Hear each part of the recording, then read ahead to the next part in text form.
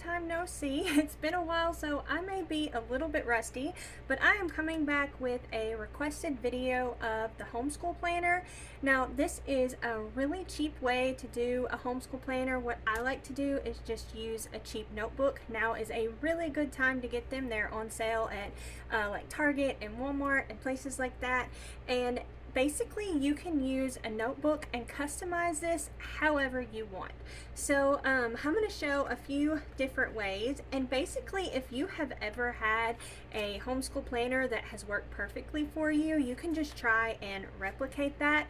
Another thing I like to do is kind of leave blank spaces. That way I have margin and like area to write things if I decide I want to add something in. Here is one example. This is like my favorite way to make my homeschool planner, and you can actually use this for multiple different students. So I like to use the vertical planner here like this, and I just write down the like the courses, and then also I like to track the days, like what day we're on, and also at the top I put the week that we're on. So that is what works great for me, and I have been using this type of homeschool planner for years and years. Here's another idea. You can do like your schedule here with the time, and then you can write down what you do for the rest of the week, again in a vertical layout. If you do like horizontal layouts, here's an example here of something you can do. And another thing, if you don't like have to be like more detailed or whatever, you can just write it out like this. I generally always make something like this for my kids that way they can kind of have an idea what they still have left to do for the day. So that's another idea. Let's see, also another idea too, if you have to do a lot of like portfolios and things like that for I guess the state and all of that to go over. Another thing you could do is just keep your schedules like this, or what all you do, and use one notebook for like every 6 weeks, and you can use tabs like this or get fancier ones and break it up, and they could write all of their schoolwork for the 6 weeks for each subject in here, and that way, you know, it's just like an easy one notebook you need to turn in. So there are lots of different ways, and if there is just something that works perfectly for you, you can just try and replicate that into this, and they're really actually easy to do. It really doesn't take that much time, and for me, if it's something that functions well, it is so much worth the time. So other things I have back here that, oh, also someone wanted to see like what it looked like whenever I filled it out. So like here's an example. I'm all done with homeschooling right now. So this is probably going to be the last one I'm going to do, but this is like an example of different ways that I do it. I'll show a few of the curriculum that I've used, but yeah, we just kind of do things like this, and that's kind of how we get all this done, and I just record it like that. Now, other things you could do is you can have different like ideas and lists and things. Like as a homeschool parent, that is a great thing to do. Sometimes these are easier to do digitally because there is so much good information on the internet, but here's a few ideas of things you can do. And also you can do like reading list, and this is also good to like remind you, like with the sticky note, like whenever you go to the library, or if you do digital books on the Kindle or something, that's always good to remember like what you need to get, especially if you're trying to get all the stuff like say in history, you're learning about a certain state or something. You need to have all of that information all at once, and that's another good thing to do there. I also like to use these little notebooks for them to track their reading. As you can tell, I just write reading down, and then I let them track that in these little notebooks here. So that's what I do with all that, and the way I do it is really simple. So that's just what I found has worked best for me. Let's see, I was gonna go through some of the like the curriculum that I've used. We have homeschooled for a long time, so we have went through a lot of different curriculum, and we have used some of like the pre-done curriculum, like the Life Pack and the ACE PACES and all kinds of different things like that. My kids really did not like Life Packs very much, and I actually liked the ACE PACES until about middle school. But like that was about whenever I was kind of like, it's not really working for us. But I really like that. If you are really into like English and writing and like sentence structure and stuff, I highly recommend the Ace Paces for that. That was wonderful. But I noticed whenever my kids were kind of in middle school, kind of going into high school, that those weren't working and they were kind of losing their love of learning. And that is like the complete opposite of what I was going for. I wanted them to always have this desire to learn. So I started looking into different things, and something really cool that I learned about are these really old books that are actually like school books that they used to use a long time ago. Like this one is from 1927.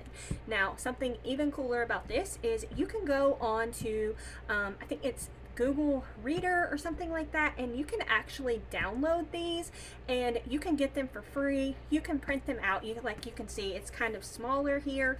If you want, you can make them bigger, make them spiral bound, whatever you like.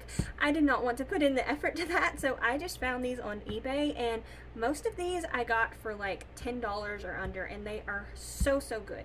Now most of the time they only went to 8th grade, but they are really far advanced, and especially like, I don't know, whenever we were in the middle grades, I was just amazed with how good these were. So a lot of the time I do like they'll read the stories. Sometimes they are really long, and then we do the vocabulary words.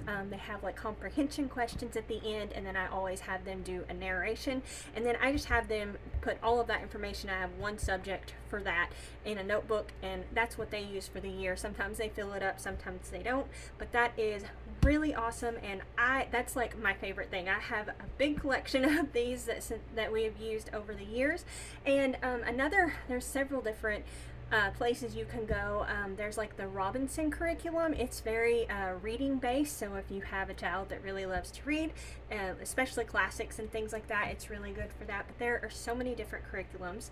And another thing we did is we did the math this way. Now there are some things that is not applicable today, like the way we do weights, and also like the cents. Sometimes they went like into the thousands, I guess. So it was crazy. So there are things that you need to change about this, but you can also find these online as well. And like I said, I just got these on eBay.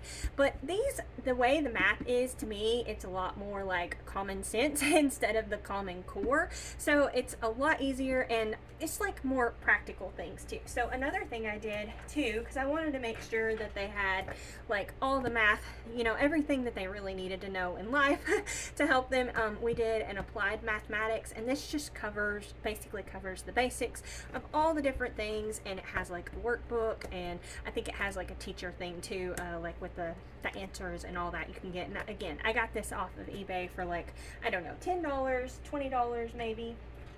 So that's what I do there, but these are really awesome. There are so many different kinds. Also, there's like, I think it's the McGuffey readers.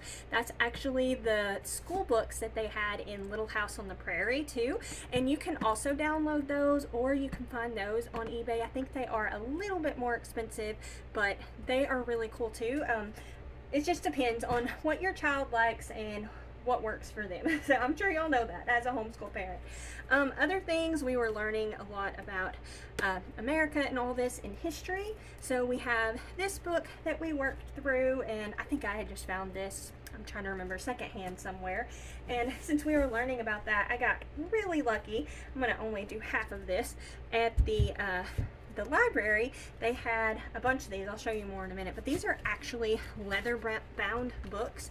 It's called the Old West collection, and they're like from the 80s, and they are so cool. They have awesome pictures, and the stories were so interesting. My children really loved these. So they were really fun, and I don't know, they were so cool. Like, here's another stack of them. We don't have the whole collection, but I was able to get all of these plus more books for like $5, because they had like a bag full of books for $5. So I thought that was a really lucky find, but they were really interesting. So again, that was called the Old West, and there are so many. There's even more than what I have here, but we really had fun with that this year, adding that into our history lessons. And then for cursive, we just kind of find these notebooks on Amazon. You can print stuff online. Let's see, they have ones like for teens with like, there's some that are jokes, that we've done ones that are like Declaration of Independence, all kinds of different things that you can do, but I just try and keep it more fun for teens usually, and we've done all kinds of different ones, but that's really good. I wanted to make sure that they knew how to read it and knew how to write it. I know some schools don't require that anymore, but I for sure wanted to make sure they knew all of that. And for science, I kind of, over the years, I've done, some of my favorites are this golden treasury of knowledge. Excuse me. We have used those for years and years, and they have loved that. This was also a really cool one, the joy of nature, and we would learn about all these different things, and we would like in depth watch videos, and then I would have them write little essays about stuff like that. And then I also found like chemistry and things like that online for them to do. And I think that's pretty much everything. They also, whatever they're into, we would also try and do that. Like they were into mechanics and stop motion and woodworking and all kinds of different things. I think that's everything.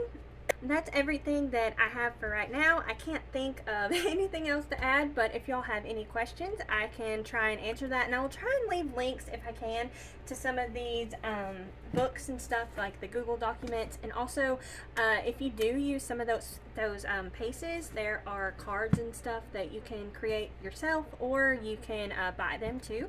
I'll try and leave links to some of that stuff too. So I think that's everything. I hope that this this helps the person that requested this video. And again, if you have any questions, I will do my best to answer that. Homeschooling is a really wonderful thing. It's wonderful to see your kids learning and growing, and I just think it's great to be able to hold their hand with that and help them excel, and it is just a lot of fun. Sometimes you learn right alongside with them. There are things you didn't even know, so it's really cool, and I think it's a great experience, and I highly recommend it. So thank y'all all so much for watching. Don't forget to like, comment, and subscribe. Y'all take care, and we'll see you next time. Bye.